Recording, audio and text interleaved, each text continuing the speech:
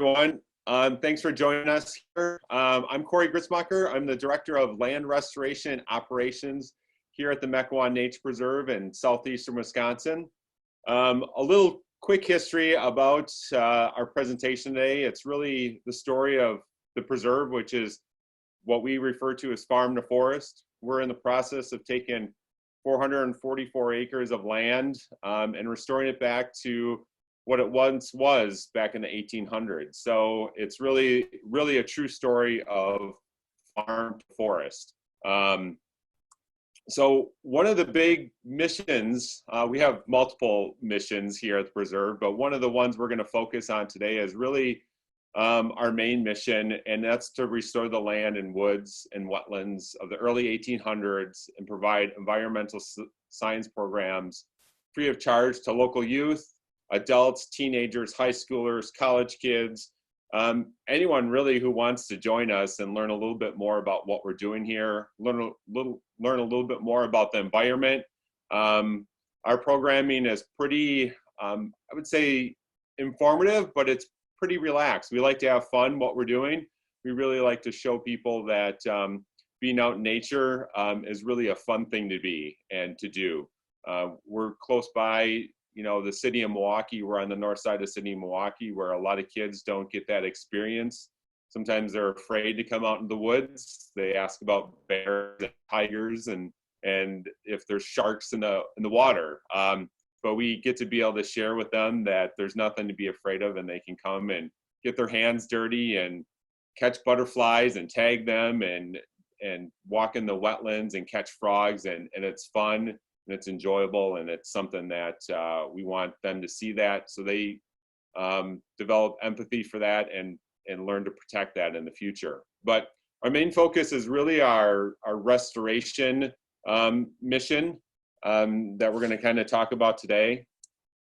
And our restoration program has a 150-year master plan. So we often tell people, well, unfortunately, none of us will be able to, in this room, will be able to see that plan come to completion, which is a good thing. It's pretty impressive that back in 2005, they had the foresight to really think 150 years from now to protect this and have a plan that far in advance. So it's pretty impressive that the founders really thought that far ahead. So really, it started all in spring of 2005. A gentleman really had a vision, had a dream to protect this land, you know, for over 150 years. And that really started the process of really purchasing the land from local farmers, using a variety of grants and other fund sources to make that happen. So in spring of 2005, you can really see we have three major woodlots that are on the property. There really are kind of our blueprint. One of the woods has, it's about 6 acres. Each woodlot's about 6 acres, but one of them has over 143 native species, plant species in it. So that's really what we're using for our blueprint for this farm to forest idea. And you can really see that the goal is really to take those woodlots and eventually connect them and develop and replant a forest, what was back here in the early 1800s. So jump forward to spring of 2020, and currently we have about 250 acres in active land restoration. We're actually going to be getting some more land in the near future, so we're pretty excited about that, the opportunity to do some more land restoration. So you can see on your screen in front of you, the areas highlighted in blue, green, and yellow, and kind of an orange color are all the areas that were in active land restoration, which means we've taken land out of ag and either sometimes in the beginning, we've kind of let it go fallow and planted, you know, some trees, using maybe acorns and tree seedlings and things like that.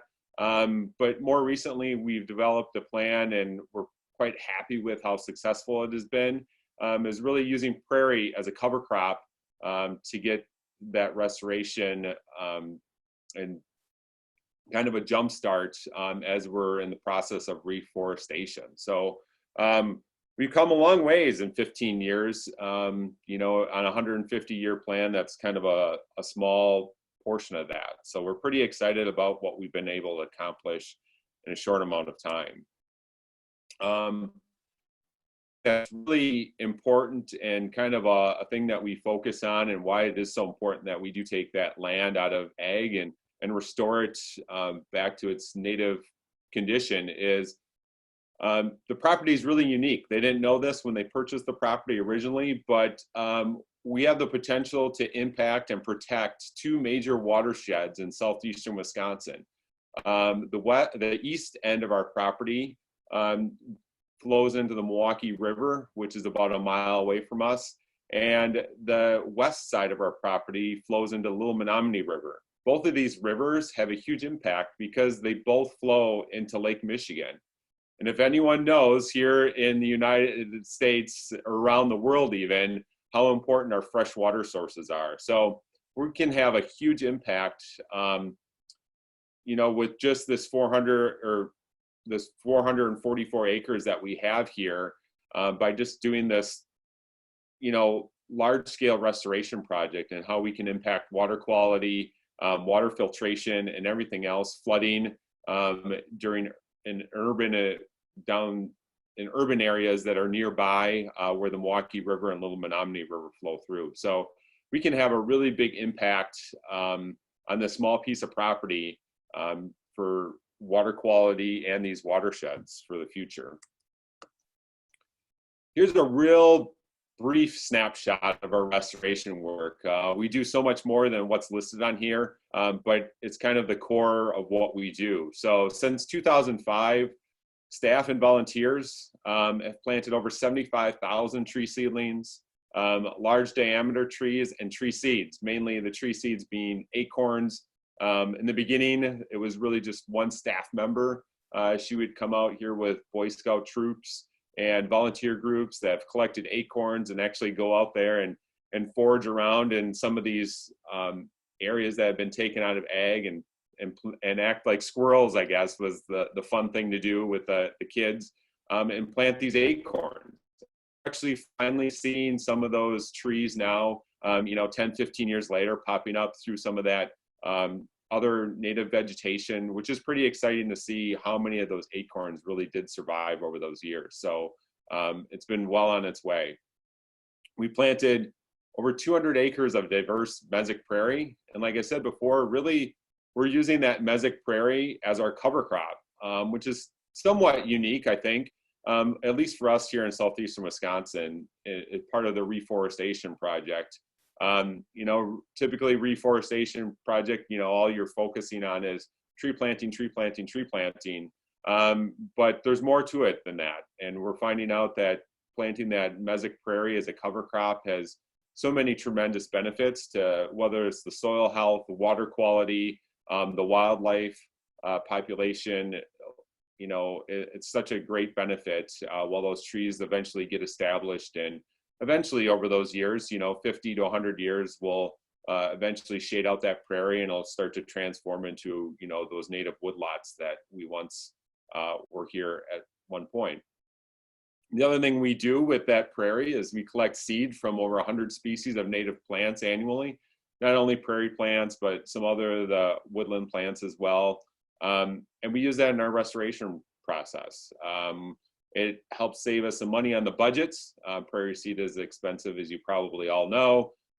So being able to collect those seeds and being able to do supplemental seeding or work on small parcels that we have that we want to take out of ag to improve the plant diversity has been a great asset to us to be able to do that. We do that a lot with volunteers, especially this time of year. We've actually even attempted to sell some as well. So it's kind of been exciting to get the public interested in some of those unique prairie plants as well. And then kind of talking a little bit too as well, we restored over 27 acres of wetlands. You know, originally the property in 2005 had only 3 acres of wetland system. We didn't really fully understand until we realized the amount of drain tile and the amount of water that was on this property, the amount of how big the wetland system is going to play a role in our restoration. So we've definitely embraced that. We love to introduce and restore those new wetland systems to our land. That center slide, that center picture, you can see that's one of our most recent wetland restoration programs or projects. And that was really just done by drain tile breaks. There was no major earth moving equipment in there. Those are generally already a low area in the field that have been tiled years ago. We break those drain tiles and the wetlands return. It's quite amazing to see that transformation happen. And you're probably all familiar, and you've all done this if you're in the land restoration work, removed acres and acres of invasive plants. Our big ones are European and common buckthorn, glossy buckthorn, honeysuckle, multifloral rose are kind of our main woodies. Our aquatics that we deal with a lot are frag and cattail. And then we also work with, wild parsnip and common teasel are kind of the big ones that we really target that are really problematic for us. But then we also, in part of all this too, we have 6 wildlife monitoring programs, whether it's bluebirds, salamanders, bats, snakes. So that's pretty exciting to be able to monitor all this as it's happening, as we're reforesting, taking this out of ag and restoring it. And it's a great indicator on how well we're doing our work and what we're doing that's working and what we're doing that's not working. How do we need to adjust our restoration work? Like we said, originally the land kind of let go fallow, and then they planted some trees here and there, small seedlings, and we've kind of evolved to not letting that happen and using prairie as that cover crop and planting more diverse section. We do plant tree seeds, but we also plant tree seedlings, and we plant larger diameter trees too. So we kind of start to develop that successional forest. Here's some really quick dramatic shots of some of those early stages. 2005, we have a soybean field there. 2006, again, that was just drain tile breaks. So it was pretty amazing how quickly the land transformed. And already back in only 3 years later, 2008, you can see vegetation, native vegetation is filling in. We have wildlife, that are starting to utilize the wetland system. And jumping forward to 2020, you can already see those 2 original woodlots are being connected.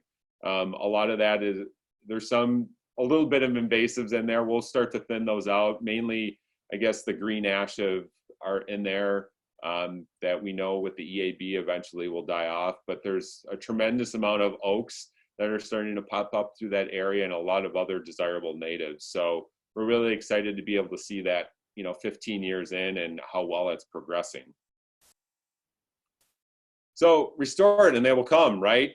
Hopefully that's always the plan, if you do it the right way. And I think the numbers do indicate that we are doing some really positive things here. In 2020, we'll probably have identified over 200 species of birds on property, 7 species of frogs, 5 species of crayfish, 2 species of salamanders, 15 species of fish, and 11 of those species have returned to the property that weren't here before since 2006. So it's a great indicator that what we're doing is the right thing.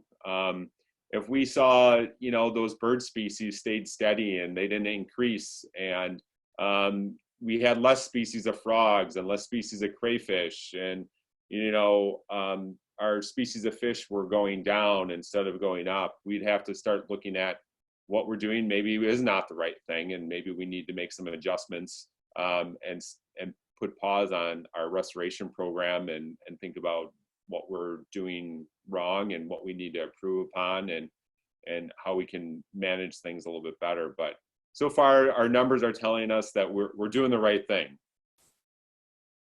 So really the future, we've been talking about, farm to forest, and we're going to continue to remove the additional 150 acres out of traditional ag over the coming years. We actually just received a grant that we have another 40 acres coming out in 2021, and we'll continue to create that mosaic of forests and wetlands and prairies for just generations to enjoy. We know that this land is going to stay protected and continue to improve and being managed for the next 150 years. So it's quite an amazing story to share with people, and they can see it transforming right before their eyes. So that's the amazing part, that we have a field, and shortly, you know, 3 to 4 or 5 years later, you can see that wetland system being restored, native trees and shrubs being planted, and the wildlife returning, and restoration is well on its way. So, but also in the future,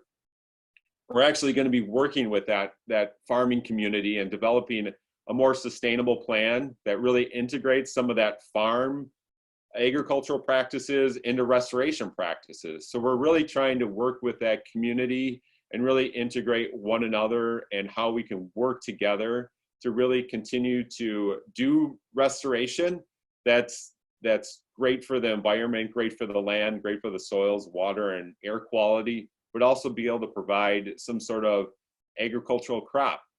Most of you refer to as restoration ag.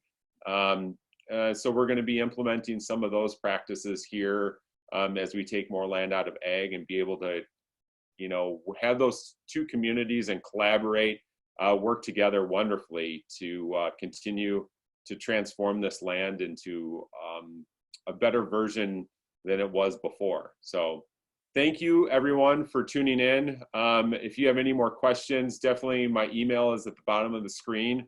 Definitely email me. If you're in southeastern Wisconsin or nearby, or you find yourself in the Milwaukee area, reach out to me. I'd love to give you a tour and show you everything that we have going on here, and show you the land. So we're pretty excited on what the future is going to hold, as we continue on this pretty audacious project of, you know, this land restoration here in southeastern Wisconsin. So thank you again.